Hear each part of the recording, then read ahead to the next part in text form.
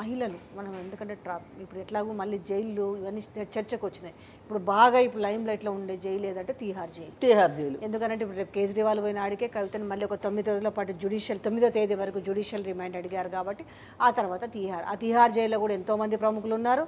ఆ తీహార్ జైలును ఉరివేయబడ్డ వాళ్ళు ఉన్నారు. చాలా ఉంది దానికి చరిత్ర తీహార్ జైలు గురించి. అసలు మహిళలకి జనరల్గా అంటే ట్రీట్ ఎలా ఉంటుంది అంటే వాళ్ళకి ఇప్పుడు కొంతమంది ప్రెగ్నెంట్గా ఉండి నేరం మోపబడిన వారు ఉంటారు. సరే అది నేరారోపణ తర్వాత కావచ్చు, అక్కడనే డెలివరీ అయిన వాళ్ళు ఉంటారు. అవునండి. అంటే వీళ్ళని ఒక మెన్సెస్ పీరియడ్లో ఒకలాగా ఉంటారు. కొంచెం ఫిజికల్గా మెన్తో పోలిస్తే ఉమెన్కి కొన్ని ప్రత్యేక అవసరాలు ఉంటాయి కదా, ఇవి ఎట్లా ఉంటాయి అంటే అసలు? ప్రత్యేక అవసరాలకు తగ్గట్టు ఏర్పాట్లు ఉంటాయండి. దాని గురించి ఏమీ లేదు. అసలు నేను క్లియర్గా చెప్పదలుచుకుంటే జైళ్ళల్లో పురుషుల జైలైనా మహిళల జైలైనా డబ్బులున్న వాళ్ళని ట్రీట్ చేసే విధానం వేరే ఉంటుంది, డబ్బులు లేని వాళ్ళని ట్రీట్ చేసే విధానం ఉంటుంది. ఆర్థిక నేరాల్లో జైలుకి వచ్చే వాళ్ళే డబ్బులున్న వాళ్ళు ఉంటారు. మామూలు హత్యలు ఇవి చేసి రారు. వాళ్ళు హత్యలు చేస్తారు, అంటే డబ్బులున్న వాళ్ళు హత్యలు చేయరని కాదు. ఈ హత్య నుంచి ఎలా బయటపడాలో ముందే ప్లాన్ చేసుకుని వేరొకరిని ఇరికించి వాళ్ళు శుద్ధపూసల్లాగా బయటకు వస్తారు, అది వేరే విషయం. కానీ సమాజం చూసే దృష్టి, కుటుంబం చూసే దృష్టి ఆడ ఖైదీకి మగ ఖైదీకి తేడా ఉంటుంది. ఇప్పుడు ఆ జైలు లోపలికి వెళ్ళిన తర్వాత ఫస్ట్ ఒక గేట్ ఉంటుంది. గేట్ లోపల ఒక మన ఫ్రంట్ ఆఫీస్ లాంటిది ఒకటి ఉంటుంది. ఫ్రంట్ ఆఫీస్ తర్వాత ఇంకొక గేట్ ఉంటుంది. ఆ గేట్కి ఈ గేట్కి మధ్యలో ఈ ఫ్రంట్ ఆఫీస్లో కూర్చుని ఒక ఆమె కూర్చొని ఉంటుంది, ఒక రిజిస్టర్ పెట్టుకుని కూర్చుంటుంది. ఒకవైపు మొలాఖత్తులు, ఒకవైపు జైలర్ గారి రూములు ఇవన్నీ ఉంటాయి అన్నమాట.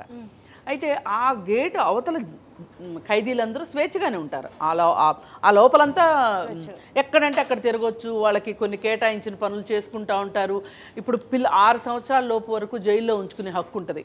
ఒక ప్రెగ్నెంట్ లేడీ లోపలికి వెళ్ళింది అనుకోండి, 6 సంవత్సరాల వరకు అక్కడే అంగన్వాడీ స్కూల్ ఉంటుంది, ఆట బొమ్మలు ఉంటాయి. అయితే ఇప్పుడు ఈ 2 తలుపులు ఒకేసారి ఎప్పుడు తీయరు. ఒక నేరం చేసి లోపలికి వెళ్ళారు అంటే వాళ్ళని 24 గంటలు మానిటర్ చేస్తూనే ఉంటారు. వీళ్ళు బయటికి వెళ్ళిపోవడానికి ఏం అవకాశం ఉందా అని చూస్తారు, వాటిలన్నిటినీ కట్ చేస్తూ ఉంటారు. ఇప్పుడు ఎవరైనా వచ్చారనుకోండి, ఇమ్మీడియట్గా ఈ తలుపు తీయడం కన్నా ఆ తలుపు వేయడం మీదనే వాళ్ళ ధ్యాస అంతా ఉంటుంది. అంటే ఆ లోపల వాళ్ళు జైల్లో ఉన్న వాళ్ళు బయటకు వస్తారేమో చూస్తూ ఉంటారు.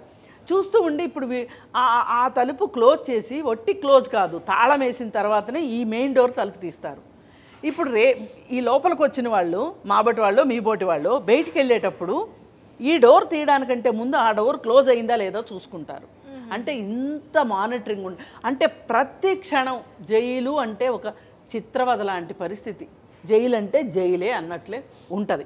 కానీ చాలామంది ఏం చెప్తారు, వీళ్ళందరికీ ఒళ్ళు బలిసిన వాళ్ళందరికీ వీళ్ళకి అక్కడ ట్యాక్స్ పేయర్స్ మనీతోటి ఒళ్ళు బలిసి ఆ లోపల వాళ్ళకి బిర్యానీలు పెడతారు, అది చేస్తారు ఇది చేస్తారు, వాళ్ళని మేపుతున్నారు జైళ్ళల్లో అంటారు. కానీ జైళ్ళల్లో చాలా దారుణమైన పరిస్థితి ఉంటుంది.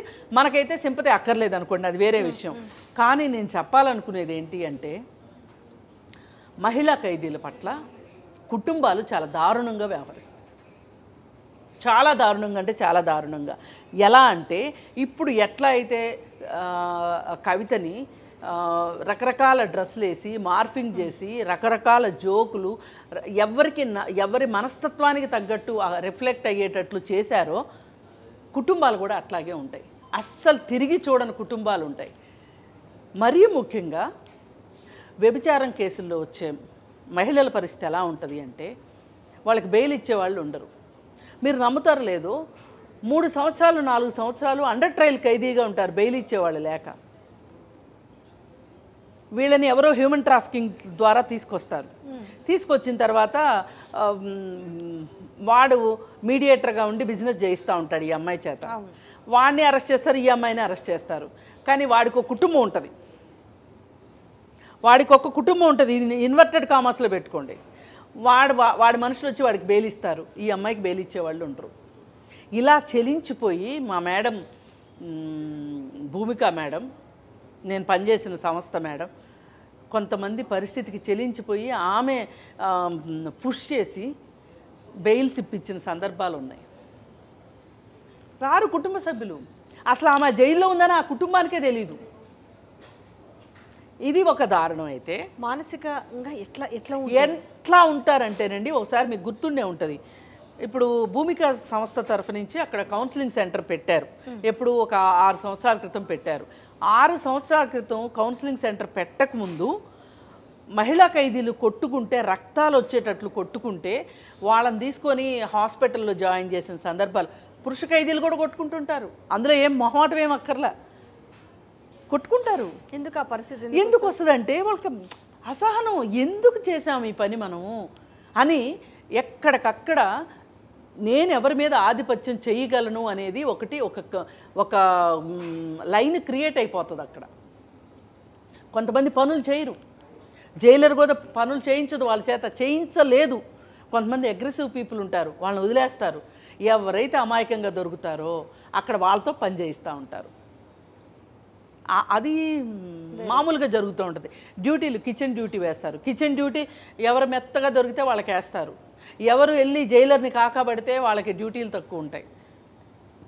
ఇలా రాజకీయం కూడా ఉంటుంది, అన్నీ ఉంటాయండి ఆ జైల్లో. అసలు మీకు గమ్మత్తు ఏంటంటే, జైలు గోడలు అంత ఎత్తుంటే అవతల నుంచి ఇక్కడికి ఈ లోపలికి ఏమంటారు, జర్దా ప్యాకెట్లు పడుతుంటాయి, సిగరెట్ ప్యాకెట్లు పడుతుంటాయి. అంటే జైళ్ళ పరిస్థితి ఇంత దారుణంగా ఉంది. అక్కడ సంస్కరణ అనేది లేనే లేదు, మనిషిని మార్చటం అనేది లేదు జైల్లో. పోని జైళ్ళు తప్పే చేస్తున్నాయి అనుకుందాం, ఇంట్లో మనుషులు ఏంది? ఎందుకు మన ఇంట్లో మనిషి నేరం చేసినంత మాత్రాన మీ పరువు పోయింది? ఆడవాళ్ళు చేస్తేనేమో పరువు పోతుందంట. ఇప్పుడు అదే జరుగుతుంది కదా, ట్రోల్స్లో పెట్టే నిక్ నేమ్స్ కానీ అవి కానీ. అంటే ఓవరాల్గా అంటే ఇప్పుడు కేజ్రీవాల్ కూడా అరెస్ట్ అయ్యాడు. చాలా మంది కదా, మీరు చెప్తే శరశ్చంద్ర రెడ్డి కావచ్చు, మాగుంట శ్రీనివాస్ రెడ్డి కావచ్చు, చాలా మంది ఉన్నారు.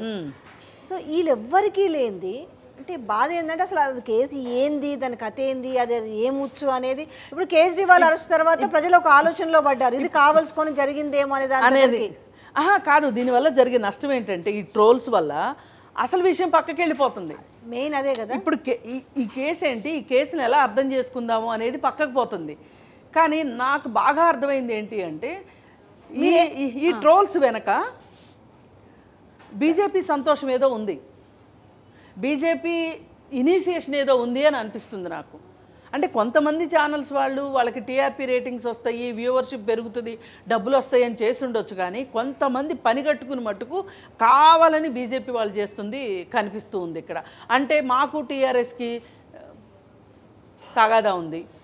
ఎక్కడో దాకెందుకు?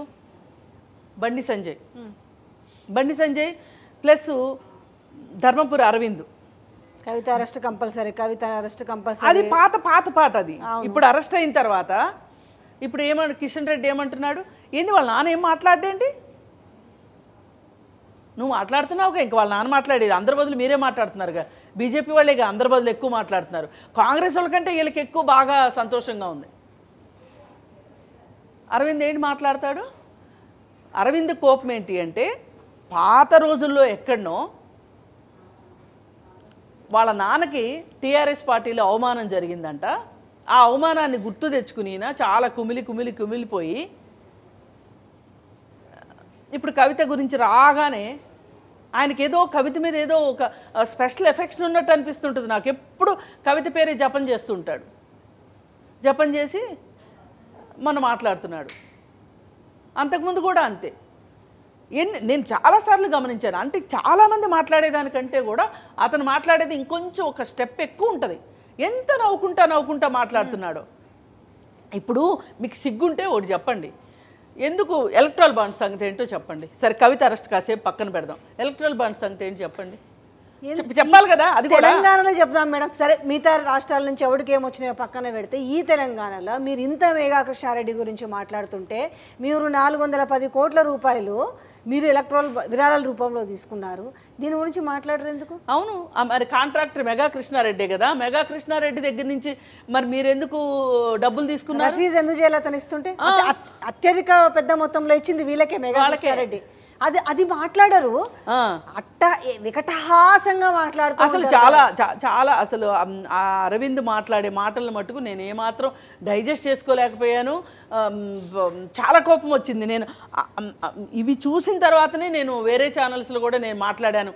ఎందుకు ఆడవాళ్ళ నేరాన్ని మీరు ఇంత మ్యాగ్నిఫై చేసి 70 mm ఎందుకు చూపిస్తున్నారు? సీఎం రమేష్, సీఎం రమేష్, మరి మీ దాంట్లో చేర్చుకున్నారే, మరి అది వెటకారంగా మాట్లాడరు వీళ్ళు చేసిన. అంటే అసలు మేము మాట్లాడుతూనే ఉన్నాం. దీనికి సమాధానం చెప్పండి. మీదేమైనా వాషింగ్ పౌడర్ నిర్మా పార్టీయా మీది? మీ గంగాజలంతో మీ కండో కప్పుకోగానే వాళ్ళు పునీతులు అయిపోతారా? ఎందుకు 17 మంది పునీతుల్ని మీరు దేశం దాటిచ్చారు చెప్పండి. అసలు ఇవన్నీ కాదండి, గుజరాత్ పోర్ట్ నుంచే ఈ దేశం మొత్తానికి డ్రగ్స్ కానీ గంజాయి కానీ వస్తుంది. మీరెందుకు అది ఆపట్లేదు? దానికి చెప్పండి సమాధానం.